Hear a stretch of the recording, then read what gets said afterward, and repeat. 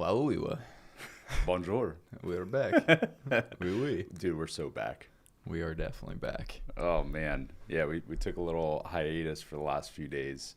Had some unexpected challenges with, basically got sick in the middle of the last week, and we're so back. That's all that matters. So I was eating croissants. Yep. Yeah, how was Paris, dude? It was awesome. I think that's when I got back to Miami, I was looking around. I was like, wow, we have no culture. I was like, this is crazy. Well, in Paris, every building's the same, right? So they're all these like old, the whole city has like a color code that every building and like structure has to go by, or whatever the case may be. And then every building has like crazy design all over it. But you can go to, for example, like Notre Dame, which has been being built for the last like 1,000 years. And it's this crazy, just like Gothic structure. And then it's just perfectly weaved into the rest of the city to where it like doesn't stand out very much. You know, the rest of the city is just as old. So I don't know. It was really cool. I've never been in a city quite like that before.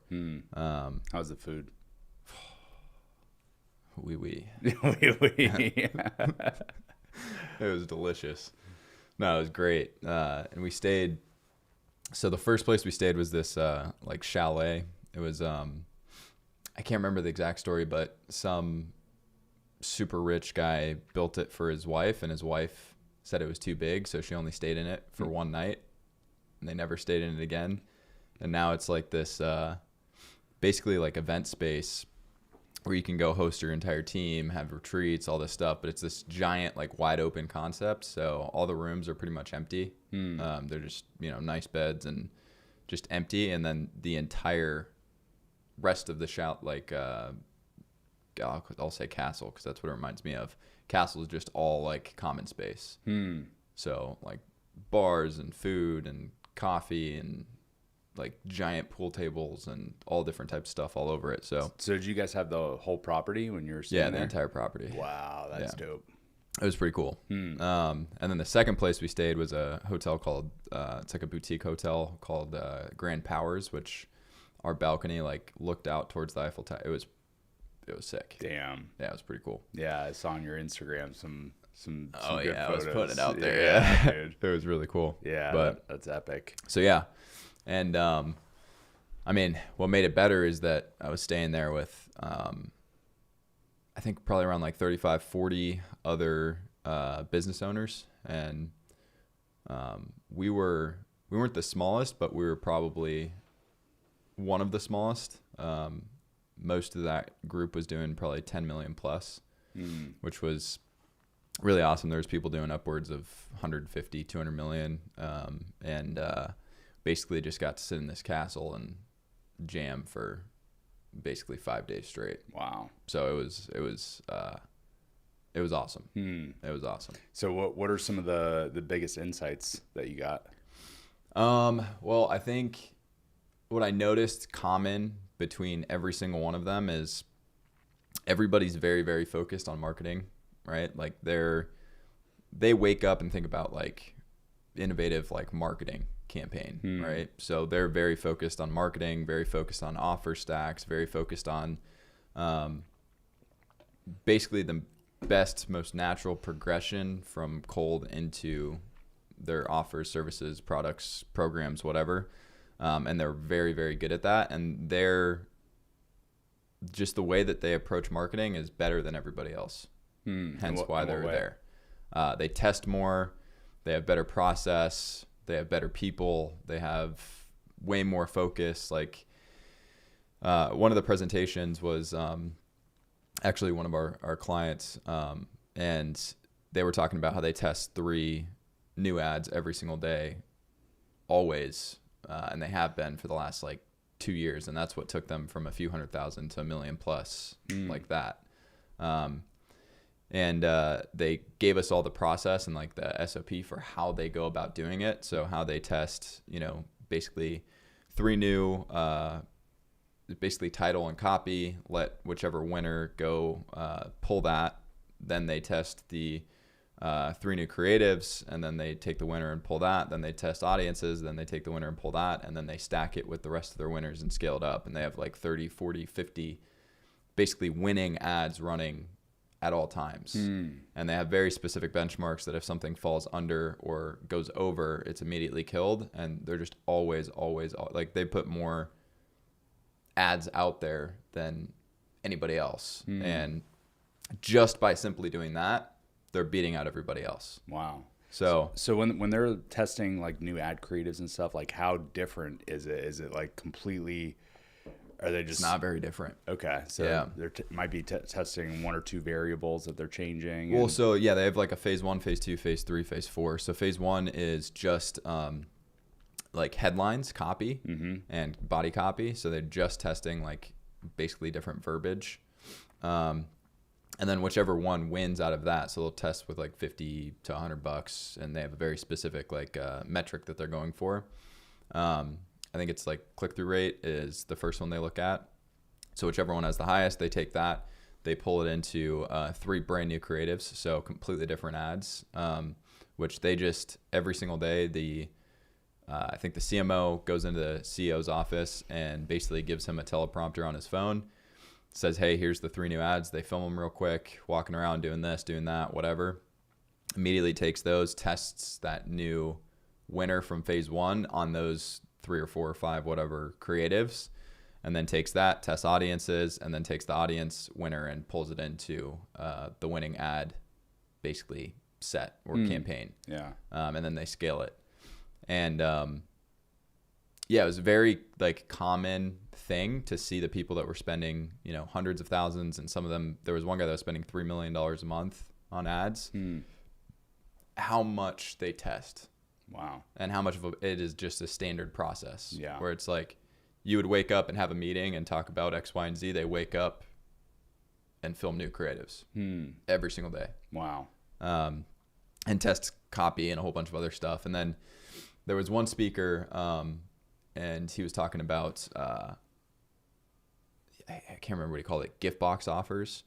So basically taking the exact same funnel product, whatever, like low ticket that you were bringing somebody in with, if they didn't take action to book a call or do anything along those lines, just constantly repackaging your offer with different wrapping and re-offering it to the same people. Because there's people that, and having different like mechanisms in there. So like, for example, there's people that, for whatever reason, they only buy when there's like a time threshold, like, you're just about to miss this, like you need to take action, right? So there's a certain percentage of people that act on that. There's a certain percentage of people that will act on, I got to look at my notes, but there was like 3 different characteristics that people like buy on or engage with. And he was like, you constantly have to repackage and reoffer based on different mechanisms within the offer or the gift wrapping. And that's how they do essentially like their drop-off coverage, like the same way we would have our L1, L2, etc.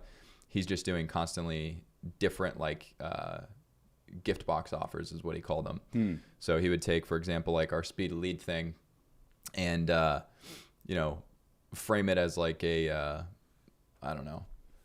setter performance thingy that it's just like he just constantly reshapes the packaging of his offers and reoffers them to the same people, and the same people that say no to something say yes to the same thing, just in a different wrapper. Wow. So he was giving us some metrics like based on your email list and all this other stuff, like what your basically dollar amount per email subscriber should be on a monthly basis, how much you should be making based off of your remarket. It was super interesting. And then one other thing that I found pretty interesting is most people there were running at a 10 to 12% cash in the door of previous month as their ad budget.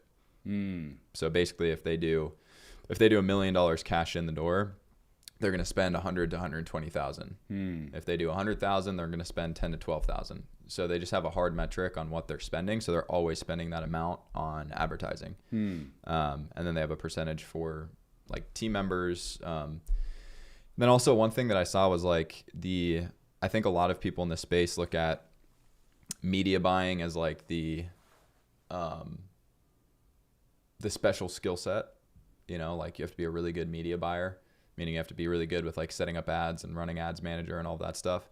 That's actually really just a process now, because audiences are pretty much like irrelevant for most of these guys, because they just let the platform do it and set up the custom events and stuff along those lines. So the actual like talent that you want to look for is like the methodical, process oriented like marketer that knows how to bring leads in, think through conversion, re-offer, re-engage, like the whole kind of funnel. Yeah. Right. Like that's really where like the great marketers operate, because media buying it's just a process. Right. You learn the platform, you set things up, you're consistent with it, you know your metrics, so you know what to turn off, turn on, scale up, etc. But a majority of the time is spent on new creatives, new copy, new ads, new email, it's just all about the actual like conversion of these leads. So I got to spend some time with some of the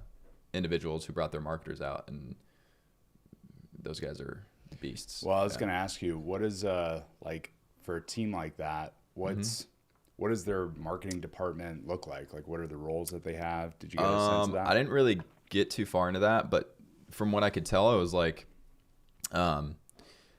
CMO, obviously an editor of some sort, right? Video, photo, whatever. If they were big enough, like a copy team, or like somebody who's doing just like funnels and email. And I think at scale, each part of the equation becomes like a role. So you have like your front end, like, attraction guy who's doing all of the demand gen. So ads, creatives, ad copy, new angles, creative, all of that stuff. Then you have somebody who's like the funnel email person who's doing all of the copy and the testing for the funnel and all these other things. And then you have somebody who's doing the editing and all of these other components. But to be honest, like most of these guys' teams on the marketing side was pretty small. Like 1 or 2 people were doing pretty much everything, especially with all the AI stuff. So there was a lot of that. And then a lot of the conversations that I had were just really good. I mean, it's fun to basically just open up your business in front of a bunch of people who are doing, tens of millions of dollars a year, and have them kind of pick apart what you're doing. And we got really good feedback, which was awesome. And then my presentation smacked. Yeah, it was good. Yeah, it was really good. I changed it multiple times. So I was getting up at like 4 a.m. I would go to bed at like 2, and because of the jet lag, I'd be up at 4. So I was just downstairs, like plugged into the aux, like bumping music and drinking coffee at like 4 a.m. There was only one guy that would come down every morning, and that was Matt. I'd see Matt Ryder every morning. He would come down in like maybe an hour after me, but everybody else just passed out until breakfast. So I just had the whole castle myseling. That's sick. So I'm like walking around, like pretending it's my castle, like just working in the energy of abundance. Literally, the ceilings are like freaking 100 feet tall. So I'm it was pretty cool.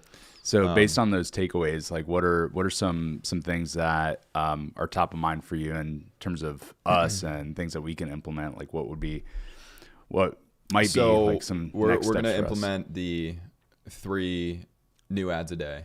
We're going to be going on that really hard. I think my time with marketing is going to be spent restructuring some of our front end material to be a little bit more positioned towards our offer. Right now we have really crazy metrics, and I did back test that with everybody there, and they were like, damn, in terms of what we're doing with our ad dollars. But the one thing that we can do a lot better is just positioning things to basically bring people towards our solution rather than them coming in asking what the solution is. More of basically we're just got to attract a little bit of a different type of individual. And if we did that, the same metrics that we have now, it wouldn't even be we would explode. So there's some things there. There's some stuff with the value, like reoffering stuff that I want to work on. There's a lot of stuff with the email and just the re-engagement in general that I want to start touching up. And then I think I did get a lot of, I'm trying to think of the word. I don't know. I'm spacing it. Confidence, because I took people through what we have, and they got some good feedback. They were just like, dude, yeah.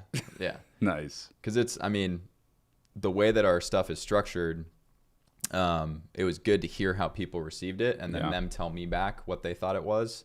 And because the people there are very, very smart, right? They were able to take my presentation, like basically break down what we're doing and how we're doing it. And they loved it, which was really great. So now it's just about positioning the front end on how we attract more people like them who are there into it.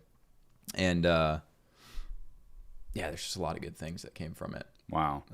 Another question I have is, like, when they're doing the testing of the ad creatives, are they also testing, like, if they I would imagine that for like changing the creative on the front end, there might be some changes like on the landing page and the experience that once people click and get onto that page, there might be some shifts that need to make. So how much testing are they doing on that side of things versus like just the ad side? So they didn't really go into the funnel as much, but I did ask, his name's Kabi, who works with Eric and John. But I asked him about the funnel, and he was like, yeah, we're testing like the headline all the time, split testing, doing all of that stuff. I was like, great, I'm just going to start with the ads, like, and they were like, yeah, you don't want to be testing a million different things all over the place, because you don't have a control. Yeah. And with what we have metrics wise from our funnel, it's a great baseline. We should just keep our funnel the same and just test new ads. Yeah. The one thing that they actually, I don't know if it was them or someone else, but the like everybody was like, yeah, lean into the HubSpot side way more on these like funnels and ads and stuff, because basically, like the people there that were on HubSpot are now joining. Yeah. But basically their suggestion was just like, look, like if anybody's on HubSpot and they come and they see what you guys have, there's no objection they can say to where there's also no real reality unless they just don't do anything with it, to where they don't make a significant return on what they're doing just based off of what's in there. So basically, like, they were like, be confident in like that approach, because that's like, you guys can have all the confidence in the world just to like make focus your claim on that, and stake that, right? And then as you grow and build out and get larger or whatever, they're kind of open up. But there's a lot of good stuff. I mean, there was, I'm trying to think of some of the other presentations. There was a guy named Nick who talked about like quiz funnels and how he's done really, really well with quiz funnels.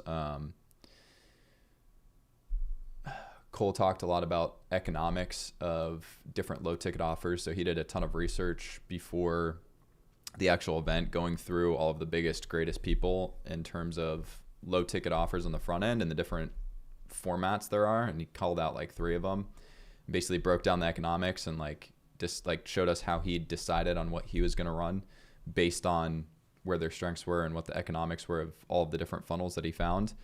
Actually, this was super interesting. There's a guy named Spencer there, and he tracks every single big school group out there, and then he takes their funnel and he plugs it in the spreadsheet, and based on how many new members are going into those school groups, he reverse engineers how much revenue like thousands and thousands of info product companies are doing. So he runs a publishing company, and he tracks basically everybody in the room was in his spreadsheet being tracked. So based on like average conversion rates, if he knows you're doing a VSL, if he knows you're doing low ticket, if he knows you're doing XYZ, he can basically track your new members that are coming into your group, and he can basically get close to how much revenue and all of these different things that you're doing, how much ad spend you're doing, how much this, how much that. So he has this massive sheet that he's tracking all of these companies on. That's baller. It's brilliant. Yeah. And he runs a publishing company, so he helps those companies like blow up. But I thought that was pretty unique. Wow. I was like, that's interesting. He's a research maniac. They have some really cool stuff they do. And just how process oriented that company was also something that I was like, okay, They're super clear on principles, super clear on who they're hiring, what they're looking for, have very strict like rubrics on what kind of clients they take on. Like it was just good to see, to be honest, like on how they go about thinking through this stuff. Yeah. And I would argue they're probably one of the best in the space based on their clients.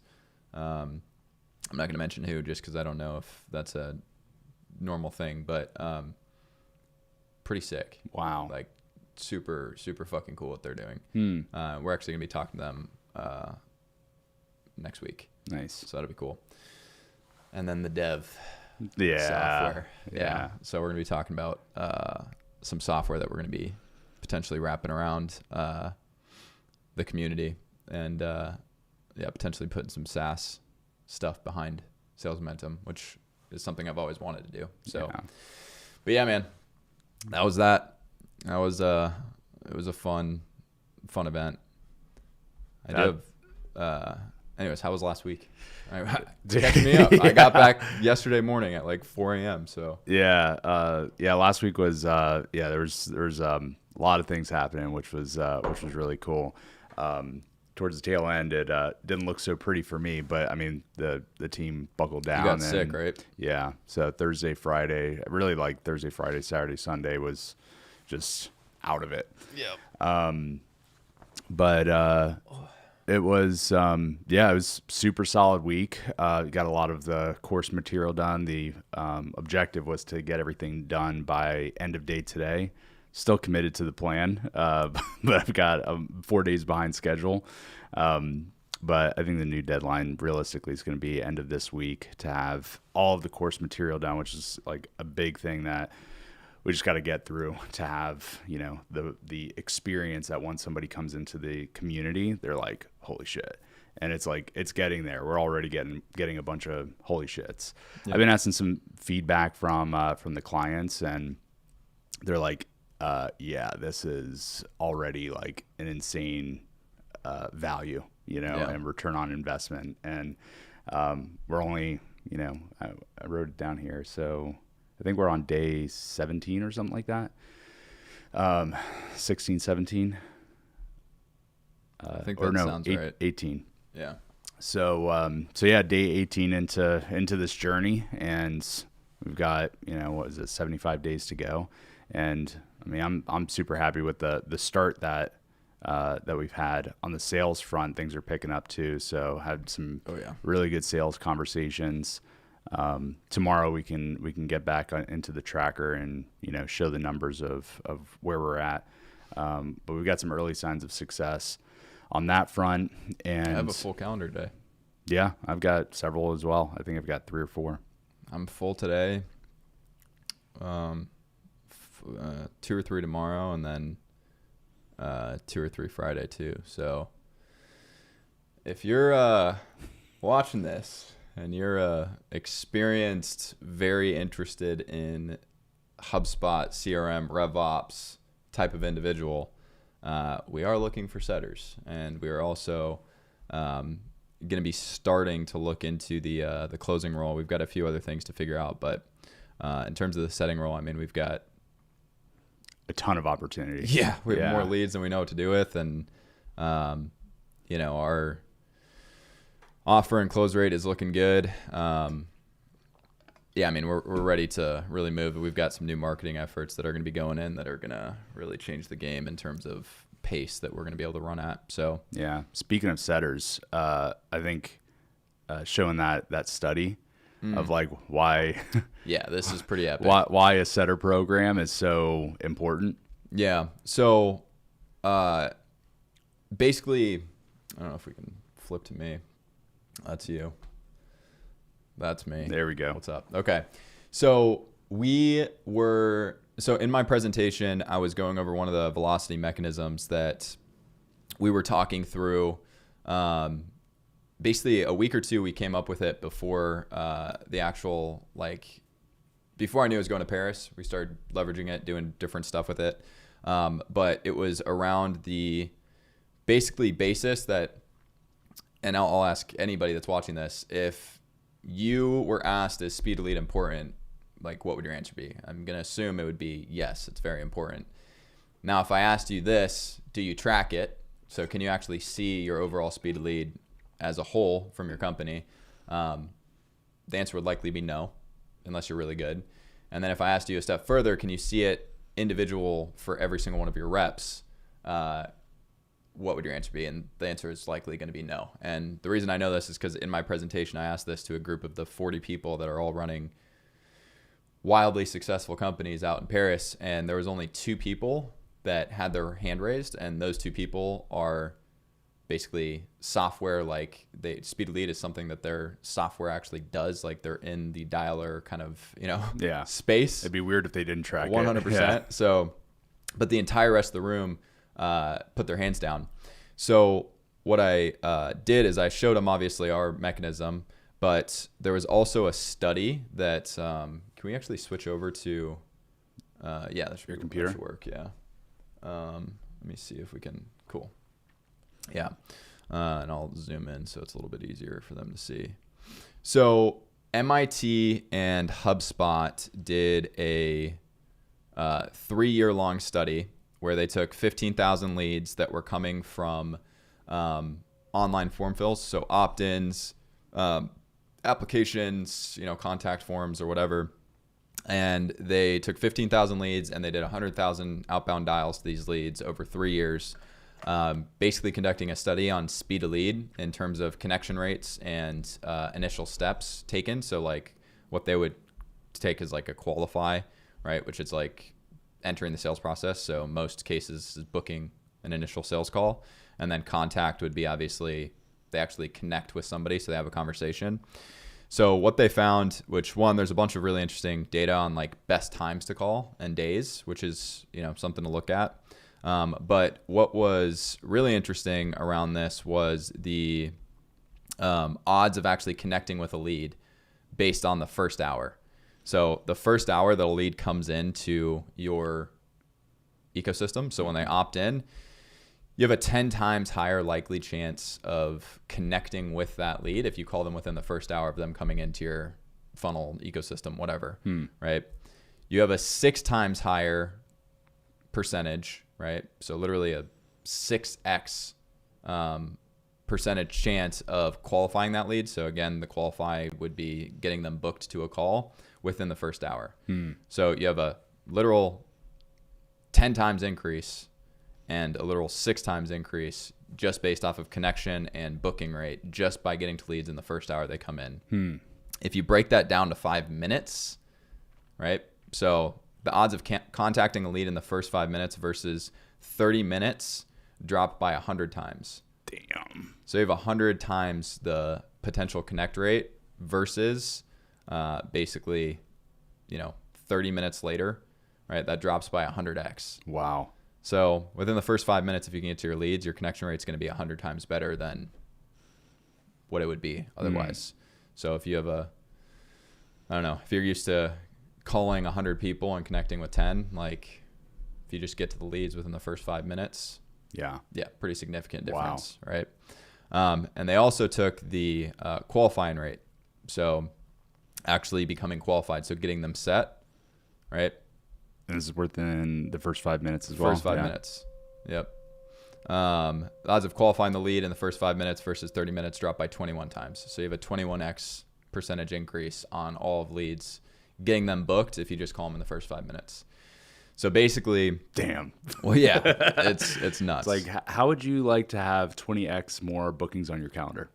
100%. There's only one thing you have to do. So what I did is I took them through the presentation, and the presentation that we were going off of was basically like, so here's what we did, right? We stamped the speed of lead for every single lead. We started bucketing in less than 2 hours, more than 2 hours, but under 24, 24 to 48, 48 to 96, 96 plus. And then we rolled in reporting. So how many leads have been delegated this quarter, this week, this month, right? What's the percentage of the buckets that we're actually contacting our leads? What percentage are we up or down from the previous period on the buckets? So less than 2, et cetera. And then individual performance. So all of your reps basically broken down by when they're getting to their leads.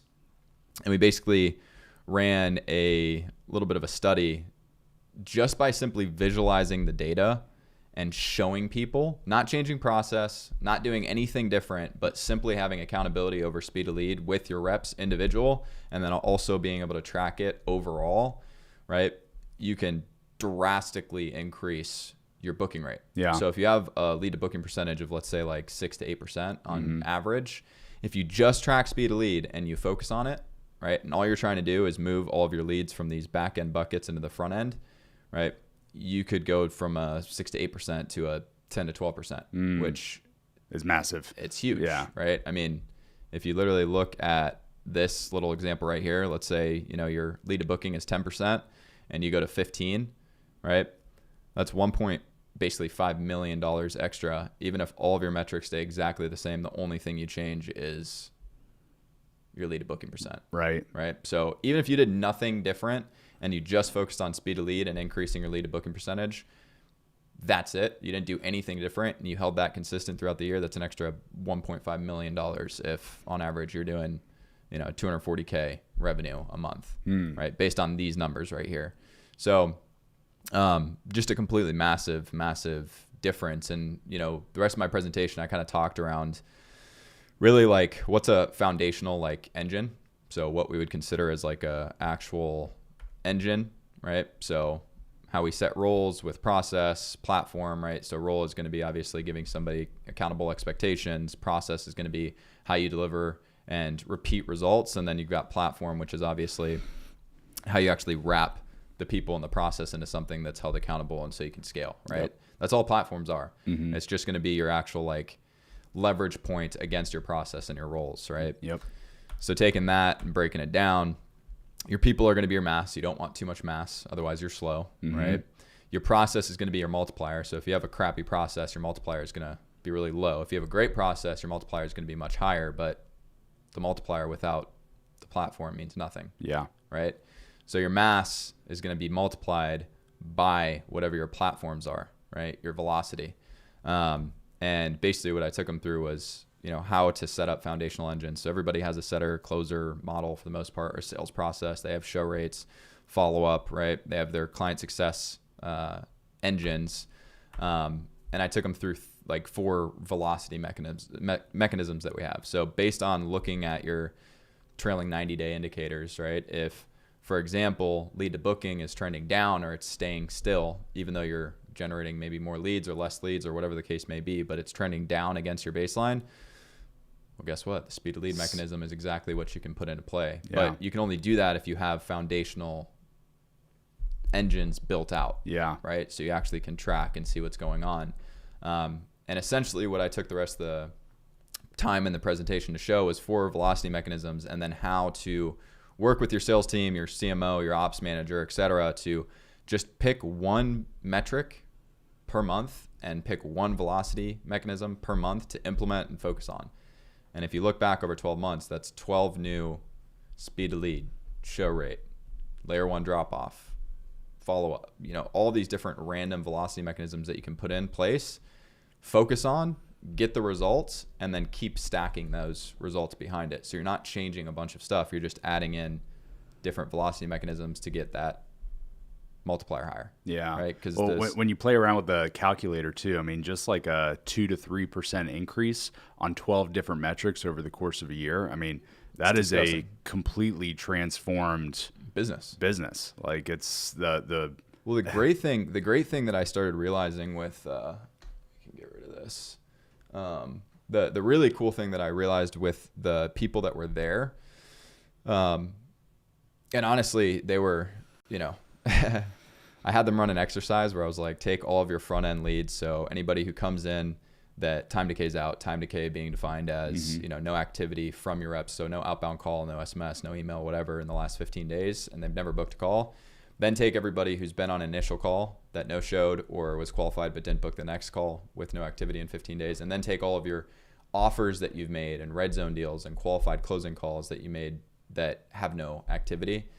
And I told them to basically create active lists and just filter that against any leads that have come in the last 90 days, and you can get your percentage of drop off. Yeah. And in the slide, I was like, you're going to throw up. And some of the guys actually went and did that. They came to me afterwards and they were like, dude, just got done fuck vomiting. You. Yeah. I was like, my bad. But the cool thing about that is that when you get over a few million a year,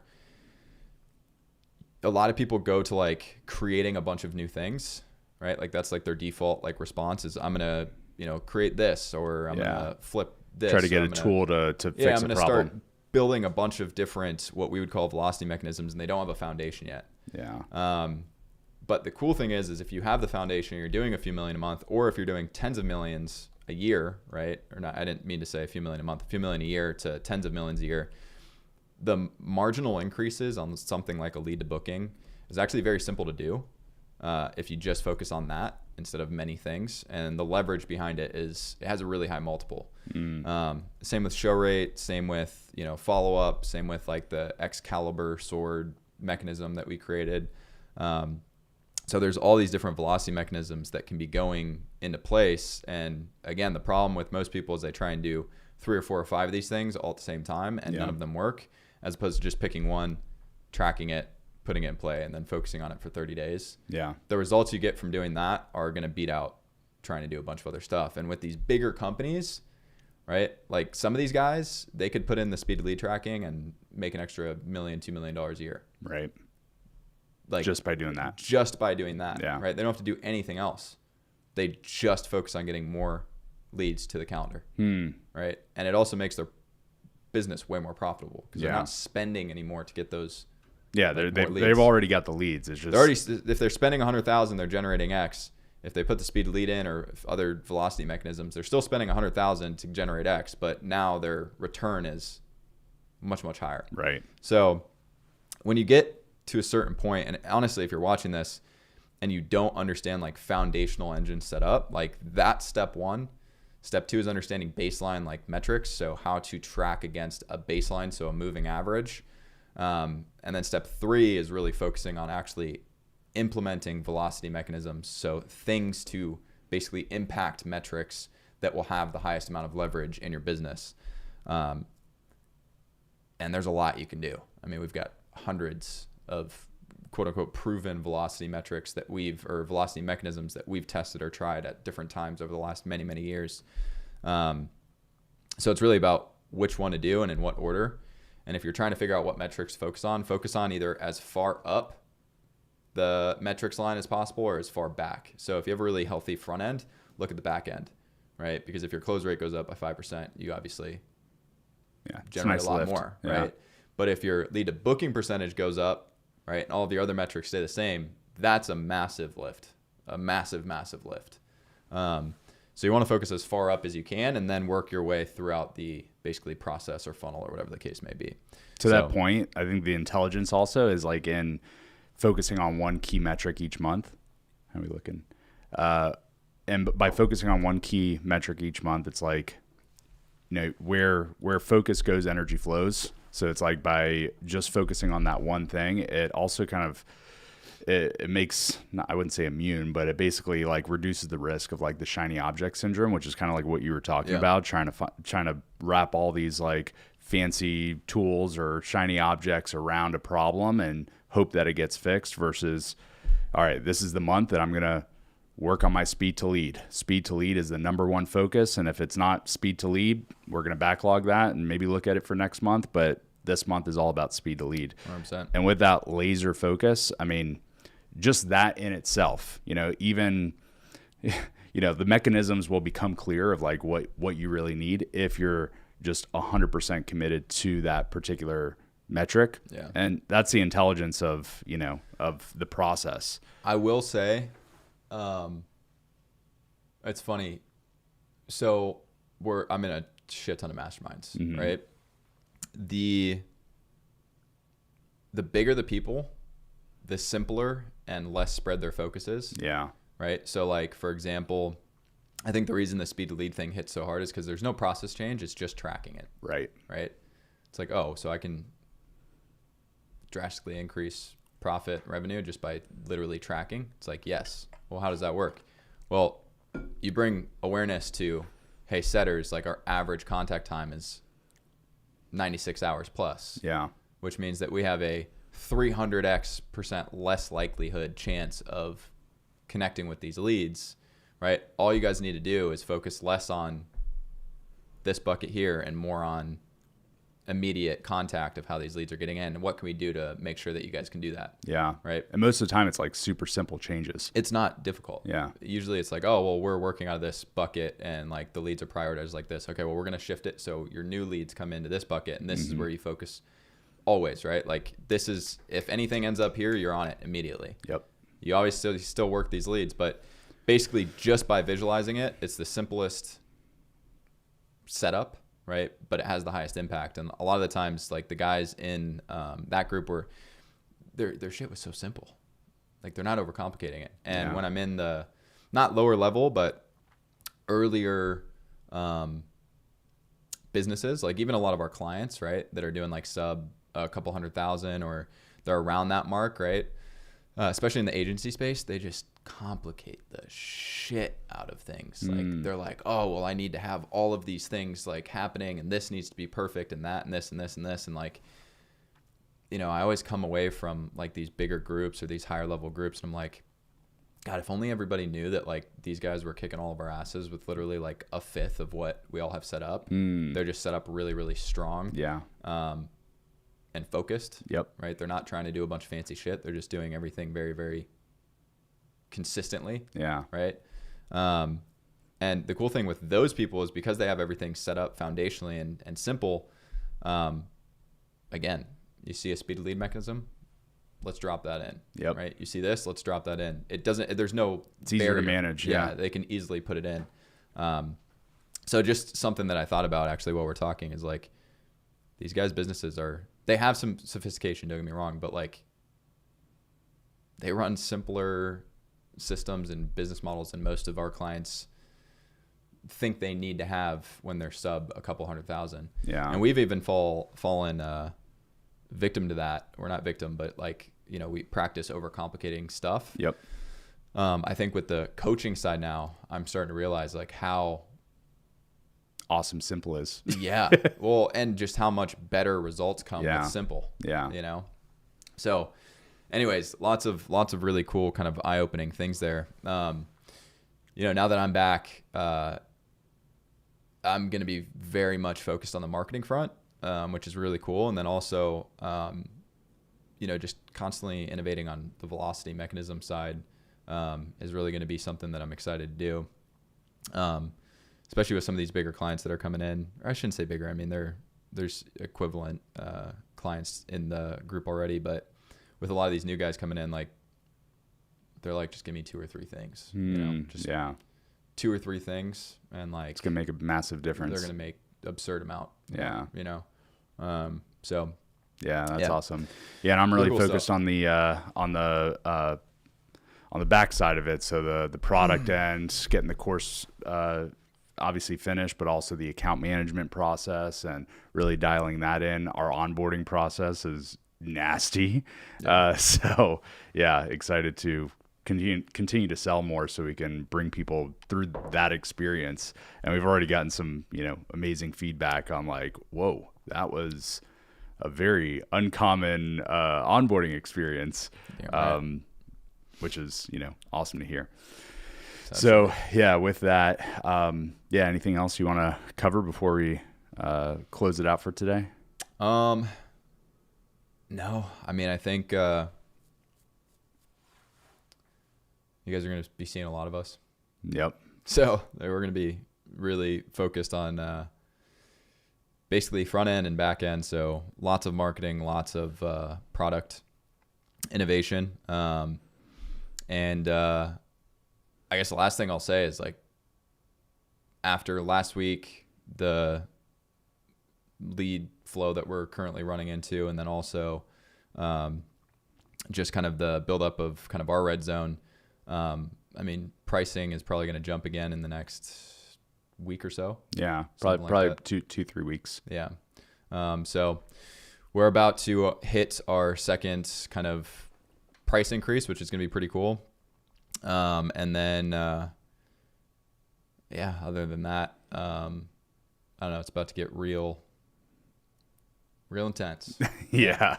We're back. So no more travels. My wife's actually going away to Russia in June. So me and Dean are just going to be We'll go on a working vacation. Real. Yeah. We got the whole condo to ourselves, so it's gonna get pretty awesome. But no, I think that's it. I mean, Paris was definitely awesome. Presentation felt really good.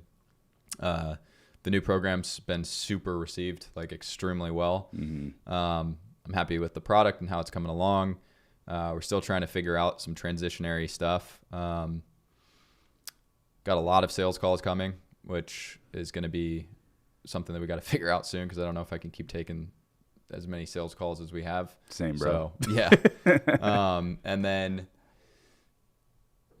product marketing, sales. I mean, everything's good. We're going to get the metrics reloaded back up, figure out where we're at, and we'll go back onto that pace tomorrow. But other than that, I think it's pretty much all I got. Yeah. And then if you're watching this and you want to, if you haven't gotten your baseline, you can actually opt in. And I think it's $27 or something like that right now. Do we increase it? I think so, yeah. So was 19, yeah. 27. We don't know when the next price increase is, but if you haven't gotten the baseline, honestly, I think it's like, it's pennies for what the return on investment is. I mean, look, if you're not tracking any kind of trailing 90-day benchmarks, meaning how much spend, leads, just like your overall sales process metrics on a 90-day interval, which is what we would call baseline, then you're missing out on basically the data and numbers telling you what you should be focusing on and what you can be actually working against, right? So if you're wondering how we come up with these velocity metrics, it's based on looking at our data and our clients' data and figuring out what number we can impact in the simplest way to get the highest amount of basically return, right? So it's a pretty badass resource. You guys can definitely get it. Click the link below or copy the link below or whatever it might be. If you have any questions with it, just hit us up. Yeah. Yeah. The whole baseline system with the training videos of how to use it, it's all in there. Link down below. So yeah, feel free to check that out. And tomorrow is a new day. Actually, today's a new day. So I'm excited for today. We'll give you an update on how today goes tomorrow. And until then, folks, we'll see you then. Oui. I forget what goodbye in French is. And I forget how to end this. We're a little rusty here, but all right, here we go.